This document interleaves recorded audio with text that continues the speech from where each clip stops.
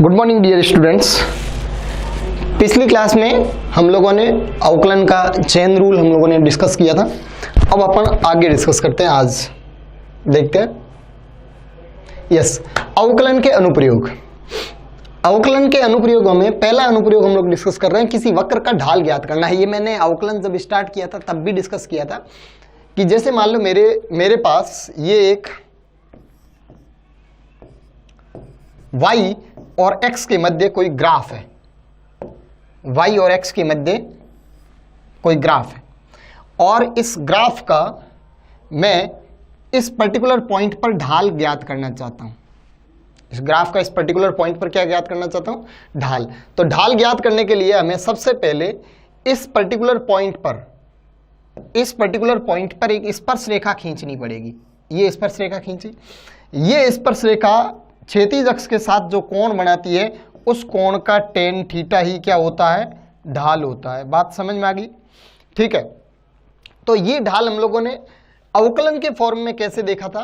तो देखिए, ध्यान दें, ये पॉइंट यहां है, इस पॉइंट से थोड़ा इधर और थोड़ा इधर आप यहां पे देखें तो ये जो x में परिवर्तन हुआ है वो dx है। और जब मैं x के इस वैल्यू से x की इस वैल्यू तक गया तो यहां से यहां तक गया तो y में ये वाला परिवर्तन हुआ और ये वाला परिवर्तन dy है। ठीक है। तो अब आपको यहां पे एक छोटा सा त्रिभुज दिखाई दे रहा होगा। इस त्रिभुज, ये त्रिभुज क्या शो कर रहा है? आप x में अगर dx जाओ तो y में dy परिवर्तन होता है। तो इस त्रिभुज को अगर मैं बड़ा करके यहां पे बनाऊं तो ये त्रिभुज ऐसा है। इस त्रिभुज में ये वाली लाइन तो ये सेम है जो ब्लू कलर की लाइन है और वो इस वक्र की जो स्पर्श रेखा है वही है।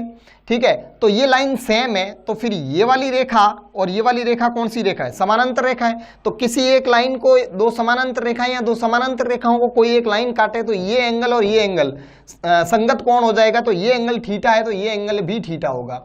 अब इस त्रिभुज में आप ये वाली दूरी देख सकते हो कितनी है? dx है।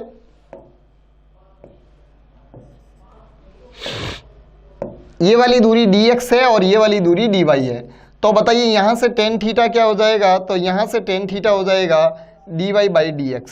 यहां से टेन थीटा क्या हो जाएगा? dy by dx। क्लियर? और ये जो dy बाई dx है वो क्या है? y का x के सापेक्ष अवकलन। तो y का x के सापेक्ष अवकलन किसको व्यक्त कर रहा है? इस ग्राफ के लिए टेन थीटा को व्यक्त कर रहा है। और इस ग्राफ का इस पॉइंट पर टेन थीटा क्या है? इसका ढाल। तो अगर मुझे इस ग्राफ का समीकरण पता है, इस ग्राफ का समीकरण है मान लो y is equal to x square plus 2x plus something, कुछ भी मान लो इसका ये समीकरण है 5 बराबर प्लस 5, ये इसका समीकरण है। और मैं बोलूं कि x बराबर 5 पर, ये x बराबर 5 है, x बराबर 5 पर इसका ढाल कितना होगा? x बराबर 5 पर्टिकुलर एक पॉइंट हो गया, x बराबर 4 ये वाला पॉइंट हो गया, x बराबर 6 ये वाला पॉइंट हो गया। तो डिफरेंट पॉइंट पर ढाल डिफरेंट है। तो इसका x बराबर 5 पर आपको ढाल पूछा जाए कि इसका x बराबर 5 पर ढाल कितना है, तो सबसे पहले आप इसका अवकलन करें dy बाई dx। तो इसका अवकलन dy by dx, x square का अवकलन 2x, 2x का अवकलन 2 और 5 का अवकलन 0। यहाँ 5 6 कुछ भी होता तो उसका अवकलन क्या होता? 0।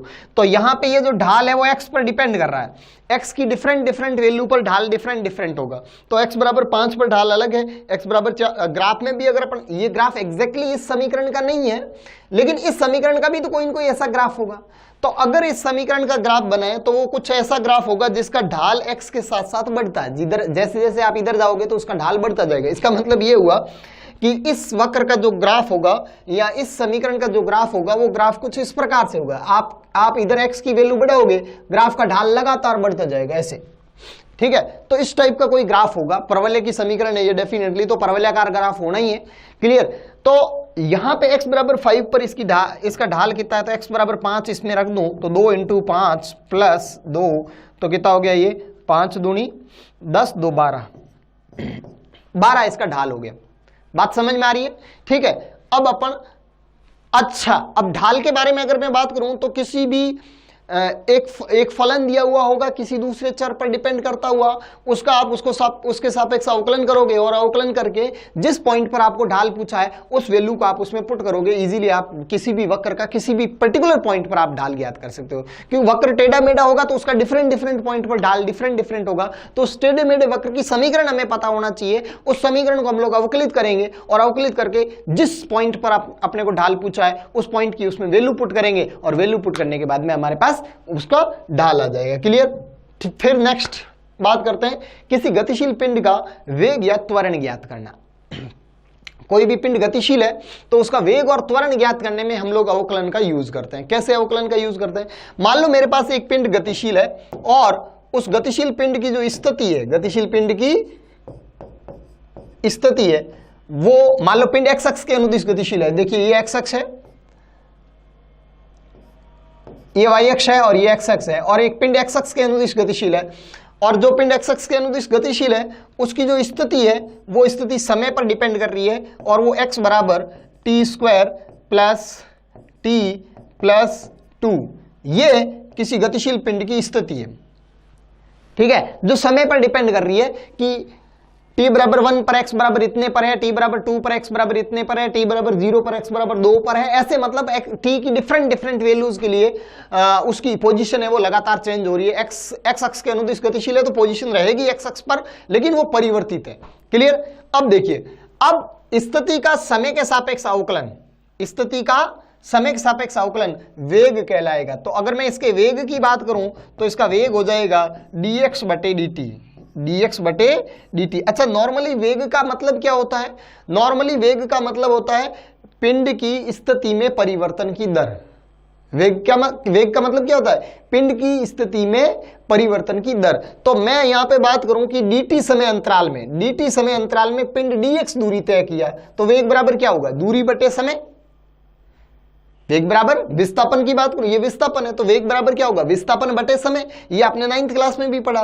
तो ये तो क्या है? ताक्षणिक वेग है, यानी इस छोटे से समय अंतराल के अंदर आपने जो विस्थापन तय किया है उसका जो रेशियो आ रहा है, उसका जो अनुपात आ रहा है विस्थापन और समय का, वो ताक्षणिक वेग को व्यक्त कर रहा है। हाँ डेफिनेटली। तो अवकलन से हम लोग ये जो वेग और त्वरण ज्ञात कर रहे हैं ना, ये ताक्षणिक ही ज्ञात कर सकते हैं। ताक्षणिक का मतलब किसी पर्टिकुलर क्षण पर आप अगर t बराबर 0 से लेकर के t बराबर 20 सेकंड तक, अगर मान लो इतने 20 सेकंड के समय अंतराल के अंदर आप वस्तु की गति को देखते हो तो वस्तु ऐसे टेढ़ी मेढ़ी गति कर रही है, तो यहां से लेकर के यहां तक आप उसका औसत विस्थापन देखोगे और औसत विस्थापन बटा जो समय होता है वो औसत वेग होता है।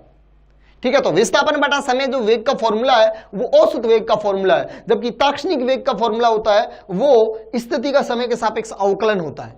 तो ये dx अपॉन dt क्या है? इस x का समय के सापेक्ष अवकलन है। तो dx अपॉन dt यहां से क्या आएगा? तो यहां से dx अपॉन dt आएगा कितना?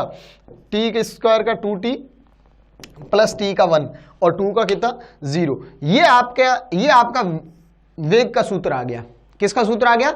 वेग का। ठीक है, अब आपका जो वेग है, इस पिंड का जो वेग है वो समय पर डिपेंड कर रहा है। किस पे डिपेंड कर रहा है? समय पर। यानी समय के साथ साथ वेग परिवर्तित हो रहा है। अगर समय के साथ वेग अगर नियत रहता है तो ये नियत वेग से गतिशील वस्तु कहलाती है, और समय के साथ अगर वेग परिवर्तित हो रहा है तो ये त्वरित गतिशील वस्तु कहलाती है। ठीक है, तो यहाँ पे वेग समय के साथ परिवर्तित हो रहा है, तो किसी समय अगर वेग की बात करूं तो v t बराबर 0 पर v कितना है? तो t बराबर 0 पर v की बात करूं तो यहाँ पे t बराबर 0 रखूं तो v बराबर है 1 मीटर पर सेकेंड। अब मैं बात करूं t बराबर 2 सेकेंड पर वेग कितना है? तो t बराबर 0 सेकेंड पर, t बराबर 2 सेकेंड पर वेग की बात करूं तो t बराबर 2 सेकेंड पर यहाँ पे t की वैल्यू 2 रखें तो 2 into 2 plus 1 this is 4 plus 1 this is 5 metre per second. बात समझ में आ रही है?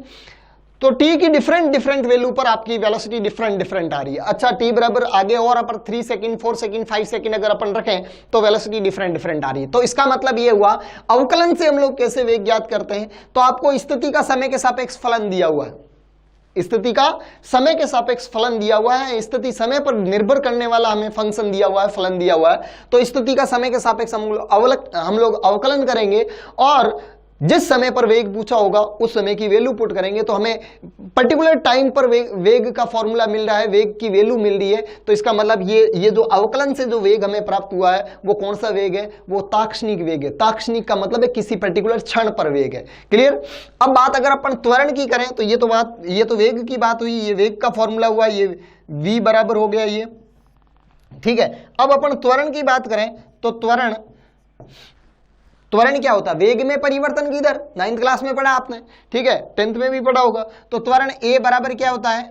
a बराबर वेग में परिवर्तन की दर। तो आपने यहां पे पर्टिकुलर पिंड को गतिशील देखा और आपने देखा कि dt समय अंतराल के अंदर पिंड के वेग में dv परिवर्तन हो गया।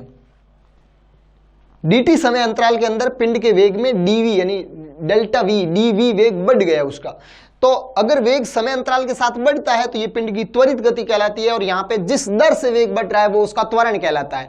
और अगर मान लो dt समय अंतराल के अंदर पिंड का वेग dv अगर घटता तो ये पिंड की मंदित गति कहलाती, और यहां पे पिंड के वेग के घटने की जो दर है वो मंदन कहलाता है, ठीक है। तो त्वरण और मंदन, अगर वेग बढ़ने की दर है तो त्वरण है और वेग घटने की दर है तो मंदन है। क्लियर? तो यहां पे अगर यहां त्वरण की बात करूं तो त्वरण क्या होगा? वेग का समय के सापेक्ष अवकलन। त्वरण क्या होगा? वेग का समय के सापेक्ष अवकलन, dv बटे dt। dv बटे dt क्या है? वेग में परिवर्तन की दर, ठीक है। तो वेग का समय के सापेक्ष अवकलन हो गया dv बटे dt, और यहां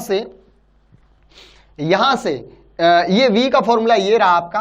तो इसका एक बार फिर आप अवकलन करोगे तो इसका फिर अवकलन करोगे तो 2t का अवकलन 2 और 1 का अवकलन 0। तो यहां से जो त्वरण आया है a बराबर वो आया 2 मीटर पर सेकंड स्क्वायर, ठीक है। तो यहां से आपके पास त्वरण की ये वैल्यू आ गई, ठीक है। अब ये त्वरण समय के साथ, समय पर डिपेंड नहीं कर रहा है, ये त्वरण क्या है? कांस्टेंट है। अब अगर आप इसका आगे अवकलन करते हो तो इसका अवकलन क्या आएगा? 0 आएगा। यानी पिंड में त्वरण में परिवर्तन की दर नहीं है, पिंड का त्वरण है वो परिवर्तित नहीं हो रहा है, यानी पिंड ये नियत त्वरण से गति कर रहा है। तो आपको पता है किसी गतिशील पिंड का वेग या त्वरण कैसे कैलकुलेट करते हैं? तो ये पहली बात तो ये अवकलन से हम लोग वेग और त्वरण ज्ञात करते हैं, ये ताक्षणिक वेग और ताक्षणिक त्वरण होता है। स्थिति का समय के सापेक्ष अवकलन, स्थिति का समय के सापेक्ष अवकलन वेग कहलाता है, और वेग का समय के सापेक्ष अवकलन त्वरण कहलाता है। समझ में आ गई बात? स्थिति का समय के सापेक्ष अवकलन वेग और वेग का समय के सापेक्ष अवकलन त्वरण। क्लियर? आगे देखते हैं। नेक्स्ट, किसी फलन का उच्चिष्ट या निम्निष्ट ज्ञात करना। आपको एक फंक्शन दिया हुआ है, जैसे मैं आपको एक फंक्शन दे दूं कि y है वो x पे डिपेंड कर रहा है, और इस प्रकार से डिपेंड कर रहा है कि ये x square minus 4x plus 2, ऐसी इसकी ये समीकरण है। y बराबर x square minus 4x plus 2, ये इसकी समीकरण है। x की डिफरेंट वैल्यूज पर y की डिफरेंट वैल्यू प्राप्त हो रही है, ठीक है। तो आपको बोला कि y का मैक्सिमम वैल्यू क्या होगा या y का मिनिमम वैल्यू क्या होगा। तो यहां पे मैक्सिमा और मिनिमा कैलकुलेट करना है। अच्छा, एक बात और आप ध्यान दें कि इधर की तरफ y है और इधर की तरफ x है, और इसका मान लो ये समीकरण है, ठीक है। तो इस समीकरण की ग्राफ तो कुछ और आएगी, मैं कोई एक अन्य ग्राफ बना लेता हूं y और x के बीच में। यानी y है वो x पे डिपेंड कर रहा है, और ये डिपेंड करता हुआ ऐसे परिवर्तित हो रहा है, डिपेंड करता हुआ ऐसे परिवर्तित हो रहा है। तो यहां पे y की वैल्यू बढ़ी बढ़ते बढ़ते यहां तक पहुंची, और ये y की मैक्सिमम वैल्यू है, और उसके बाद में घटना शुरू होगी, उसके बाद में घटना शुरू होगी। तो ये y का मैक्सिमम मान है, इसको मैक्सिमा कहा जाता है। क्या कहा जाता है? मैक्सिमा, उच्चिष्ट। इसको उच्चिष्ट कह दें या इंग्लिश में इसको कह दें मैक्सिमा। फिर y की वैल्यू घटना शुरू हुई, घटते यहां पे y की वैल्यू मिनिमम प्राप्त हुई है, तो इसको मिनिमा कहा जाता है, मिनिमा, ठीक है। तो ये दो मान है, एक मैक्सिमा और दूसरी मिनिमा, ठीक है। ये y की मिनिमम वैल्यू है, और इस मिनिमम वैल्यू के बाद में वापस y बढ़ रहा है, और फिर आगे मान लो मैक्सिमा और मिनिमा प्राप्त हो सकता है, ठीक है। तो y के मैक्सिमा और y के मिनिमा ये दो क्रिटिकल पॉइंट है, और इन पॉइंट पर आप क्या देख रहे हैं? इधर की तरफ x है, इधर की तरफ y है। आप यहां पे इसकी स्पर्श रेखा देखें, अगर आप यहां पे इस वक्र की स्पर्श रेखा देखें और इस जगह इस वक्र की स्पर्श रेखा देखें, तो इन दोनों पॉइंटों पर इस वक्र की जो स्पर्श रेखा है वो क्षैतिज है, और आपको पता है क्षैतिज रेखा का ढाल कितना होता है? 0 होता है। इसका मतलब यह हुआ कि वक्र का जहां मैक्सिमा है या मिनिमा है उस जगह वक्र का ढाल 0 होगा। समझ में आ गई? ठीक है। जहां वक्र का मैक्सिमा है या मिनिमा है, जहां वक्र का मैक्सिमा है या मिनिमा है, उस जगह वक्र का ढाल 0 होगा। क्या होगा? 0। ठीक है, जहां वक्र का मैक्सिमा है या मिनिमा है उस जगह वक्र का ढाल 0 होगा। अब वक्र का ढाल 0 आ गया तो वक्र का ढाल 0 आते ही हमें यह कैसे पता चलेगा कि मैक्सिमा है या मिनिमा? अच्छा, वक्र का ढाल कैसे आएगा? तो आपके पास ये मान लो वक्र की समीकरण है, इस वक्र की समीकरण से आप इस वक्र का ढाल कैसे कैलकुलेट करोगे?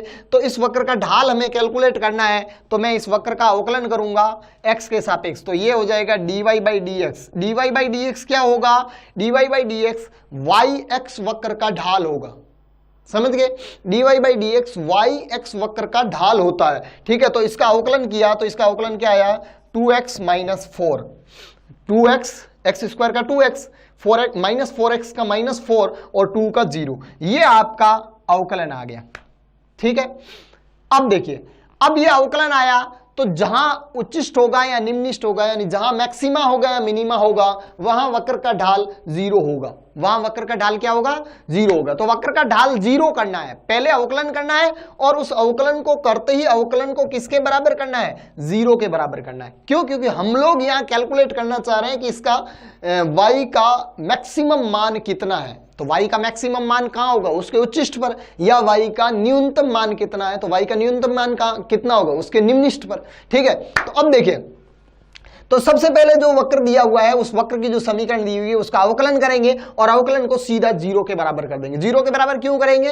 क्योंकि जहां मैक्सिमम वैल्यू होगी या मिनिमम वैल्यू होगी, यानी जहां मैक्सिमा होगा या मिनिमा होगा उस जगह वक्र का ढाल 0 होगा। तो dy बाई डी एक्स उस वक्र का ढाल होता है और उसको सीधा बराबर कर दिया हमने 0 के। तो उसको सीधा बराबर 0 के कर दिया तो यहां से यह आएगा 2x बराबर 4 देन x बराबर 2। एक ही वैल्यू आई है, x बराबर 2। अगर ये 2x स्क्वायर होता, अगर ये 2x स्क्वायर है नहीं, अगर होता, अगर ये होता 2x स्क्वायर माइनस 8 बराबर 0, ऐसे ही मैं मान लूं, अगर यहां पे ये जैसे मान लो x क्यूब ऐसा कुछ होता तो ठीक है, 2x स्क्वायर माइनस 8 बराबर 0 अगर ये है तो फिर इसको क्या करूंगा? ये x स्क्वायर बराबर माइनस प्लस 8 उधर गया, 2 भाग दे दिया, 4 आ गया। अब यहां से x की वैल्यू क्या आई? यहां से x की वैल्यू आई प्लस माइनस 2, यहां 2 वैल्यू आई। यहां x की कितनी वैल्यू आई है? 2 वैल्यू। और यहां x की कितनी वैल्यू आई है? 1 वैल्यू। ठीक है, तो कभी आपके पास 2 वैल्यू आएगी, कभी आपके पास 1 वैल्यू आएगी, वो आप देख लेना कैसे कैसे आती है। अब यहां पे मेरे पास x की वैल्यू आई है कितनी? x की वैल्यू आई है +2।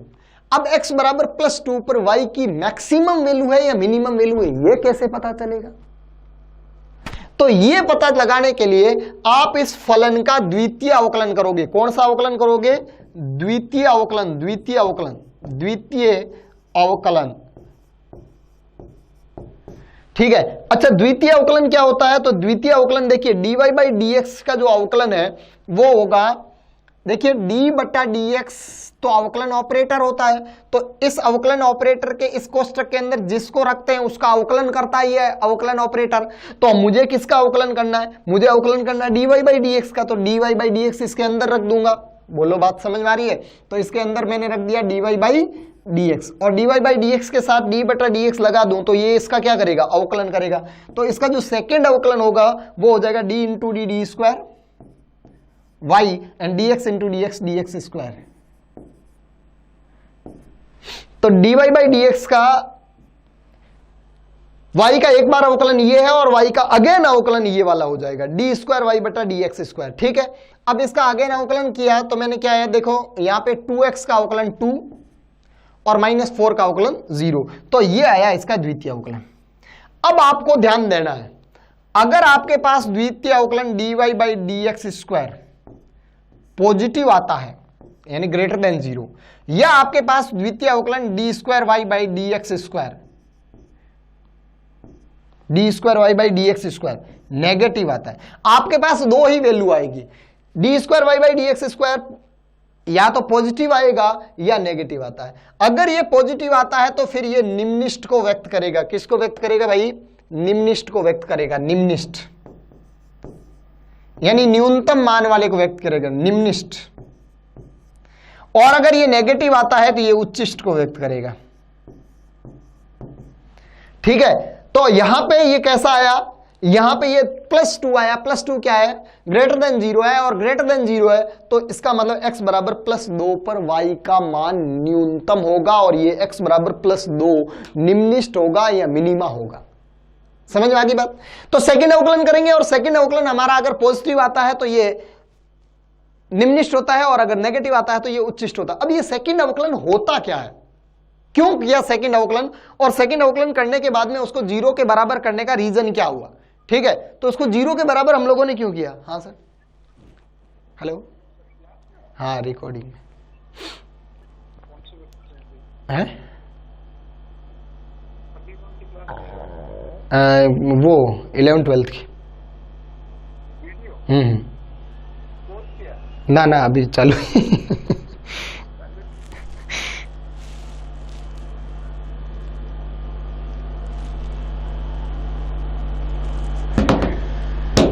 यस।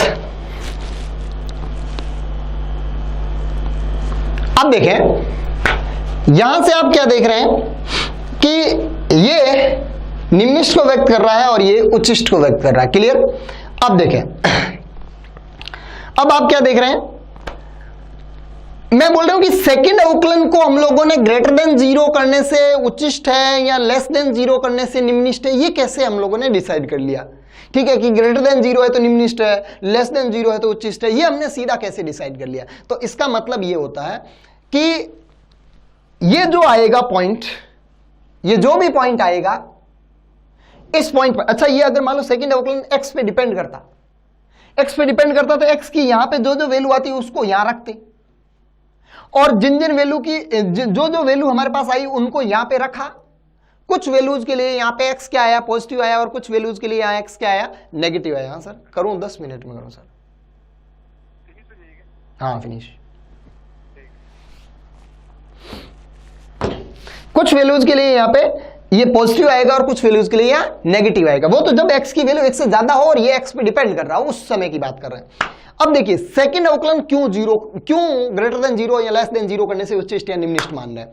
देखिए ये x की जो वैल्यू आएगी वो यहां तो यहां वाली वैल्यू आएगी, यहां वाला x आएगा, यहां वाला x आएगा, यही वैल्यू आएगी। एक तो ये वाली आ सकती है, एक ये वाली आ सकती है, और आगे ऐसा होगा जहां ऐसे उच्चिष्ट निम्निष्ट बनेगा वहां की वैल्यू आएगी। तो अगर मान लो ये वाली वैल्यू आई, यहां x बराबर 0 है और इसका द्वितीय अवकलन जस्ट आगे के पॉइंट का ढाल व्यक्त करता है, द्वितीय अवकलन जस्ट आगे के पॉइंट का ढाल व्यक्त कर रहा है। यहां पे ढाल 0 है, यहां पे ढाल 0, तो जस्ट आगे के पॉइंट का ढाल 0 से ऋणात्मक हुआ है या 0 से धनात्मक हुआ। अगर 0 से ऋणात्मक हुआ है तो सेकंड अवकलन नेगेटिव आएगा। अगर यहां का ढाल, यहां पे तो ढाल 0 होगा, ये क्रिटिकल पॉइंट है, जहां उच्चिष्ट होगा या निम्निष्ट होगा उस जगह तो ढाल 0 होगा। तो जहां ढाल 0 है उसके जस्ट आगे वाले पॉइंट का ढाल कैसा, 0 से पॉजिटिव बना है या 0 से नेगेटिव बना। 0 से अगर पॉजिटिव बना है तो द्वितीय अवकलन पॉजिटिव आएगा, और 0 से अगर नेगेटिव बना है तो द्वितीय अवकलन नेगेटिव आएगा। तो देखिए यहां पे देखिए ये इसका ढाल ऐसे ऋणात्मक है और इसका ढाल ऐसे है धनात्मक है। बात समझ में आ रही है क्या? देखिए कोई ग्राफ अगर ऐसे होता है तो x अक्ष के साथ ग्रेटर देन 90 का कोण बना रहा है तो ढाल उसका नेगेटिव होता है, और कोई ग्राफ अगर ऐसे है तो लेस देन 90 का कोण बना रहा है, ढाल कैसा होगा, पॉजिटिव होगा। क्लियर? अब देखें तो यहां पे ये वाला है, क्लियर? तो अगर इस पॉइंट के बाद में अगर मैं सेकंड अवकलन की बात करूं तो सेकंड अवकलन कैसा आएगा, नेगेटिव, क्योंकि ढाल ऋणात्मक है। और जिसका सेकंड अवकलन नेगेटिव आ रहा है, जिसका सेकंड अवकलन नेगेटिव आ रहा है वो किसके बाद में आ रहा है, वो मैक्सिमा के बाद में आ रहा है, उच्चिष्ट के बाद में आ रहा है, इसलिए मैंने यहां पे इसको उच्चिष्ट बोला।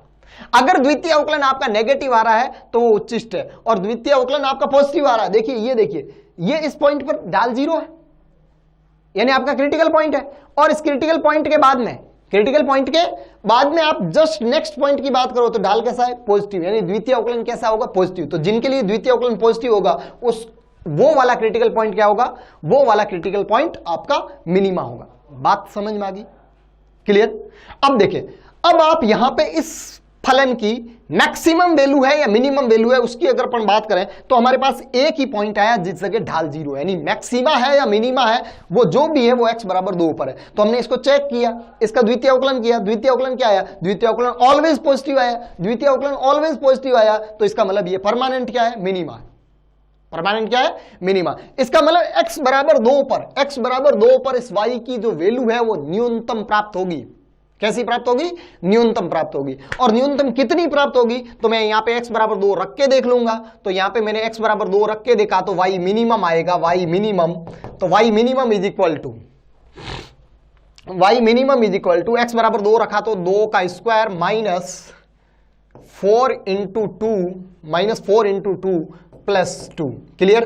तो ये हो जाएगा 2 का स्क्वायर 4 माइनस 4 इंटू 2 8 और प्लस का 2। तो यहां पे y बराबर आया -2। तो y बराबर -2 इस फलन की न्यूनतम वैल्यू है। इसका मतलब यह हुआ कि आप x की जो मर्जी वैल्यू रख दो, x की जो मर्जी वैल्यू रख दो, y -2 से छोटा हो ही नहीं सकता। आप रख के देख लो, आप x बराबर 2 पर ऐसा आया ना, x बराबर 1 रख के देखो, x बराबर 1 रख के देखा तो यहां पे क्या आएगा? 1 -4 और प्लस 2। तो 1 प्लस 2 3 -4 -1 आया, बढ़ी वापस। x की वैल्यू 1 गई तो वापस बढ़ी। और x की वैल्यू 2 के आगे 3 रख के देख लो, 3 रख लो, 9 और 2 11 और ये कितना हो जाएगा? 12 -1। तो x बराबर 2 पर -2 प्राप्त हुई है। इसके बाद में -2 -3 -4 किसी के लिए नहीं प्राप्त हो सकती। समझ में आ गई बात? अब देखिए, अब इसका ग्राफ आपने पहले देखा, और इसका ग्राफ आपने, ये परवलय है और इस परवलय का अगर आप ग्राफ बनाओगे, मैं इसको मिटा दूं एक बार ये याद रखें, x² - 4x + 2। y बराबर है मेरे पास, y बराबर x² - 4x + 2 और ये आपका x, ये आपका y। ठीक है?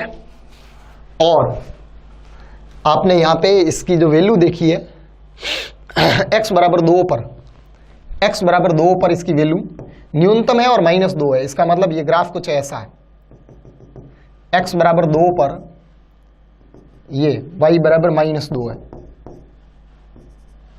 इसके बाद में ये इधर बढ़ेगा, ये इधर बढ़ेगा। परवलय है कि नहीं ये? और परवलय है तो एक ही पॉइंट मिलेगा यहां पे, और जो वो पॉइंट क्या होगा? निम्नलिखित होगा। क्लियर? इसका ग्राफ आप बना सकते हो, एग्जैक्टली ऐसा ही मिलेगा। ठीक है? तो ये परवलय है और इसका निम्नलिखित बिंदु ऐसा होगा। एक और एग्जांपल लेते हैं अपन, और फिर उसका उच्चिष्ट या निम्नलिखित कैलकुलेट करते हैं, देखते हैं। नेक्स्ट एग्जांपल देखें, y इज इक्वल टू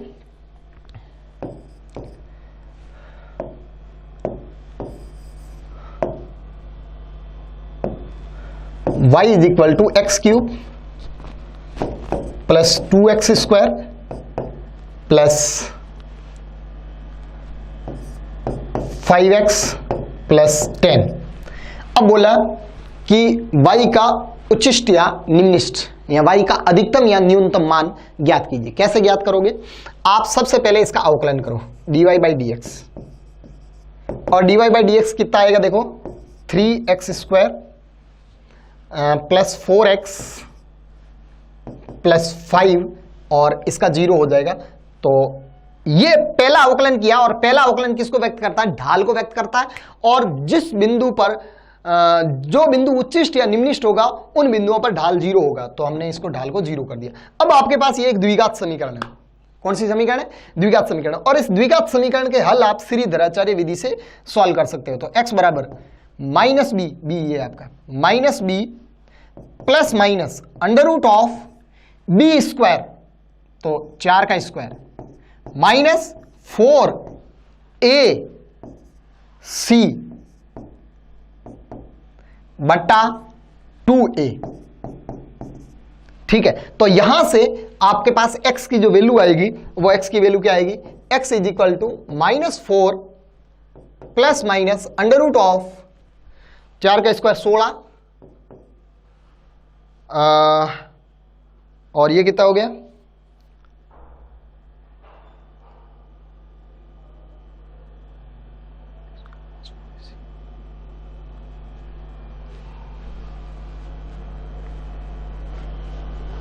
ये आपके पास 4 3 12 और 12 60, ये नेगेटिव वैल्यू आ रही है यहां पे। इसका मतलब ये हुआ कि ये फलन कभी 0 के बराबर हो ही नहीं सकता। और ये फलन 0 के बराबर नहीं हो सकता, तो ये एक एकनिष्ठ फलन है, और एकनिष्ठ फलन है तो ये एक तरीके से बढ़ता हुआ फलन है, इसका उच्चिष्ट या निम्निष्ठ मान पॉसिबल ही नहीं है, उधर अनंत तक इधर अनंत तक ऐसा हो सकता है। क्लियर? तो यहां पे ये एक इमेजिनरी वैल्यू आ गई। अगर मैं यहां पे माइनस का कर दूं, ये देखिए, अगर मैं यहां पे करेक्शन करके इसको माइनस कर दूं और फिर आपको पूछूं, तो ये बाकी सब कुछ मिटाएं एक बार।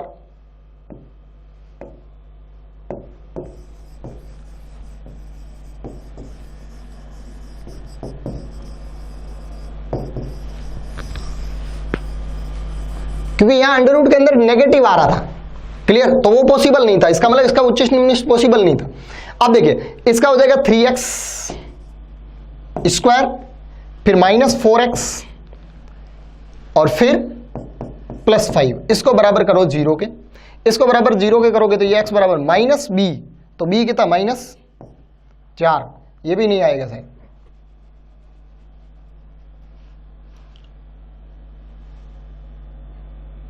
इसको माइनस करें, इसको भी माइनस करें, तो यह -5।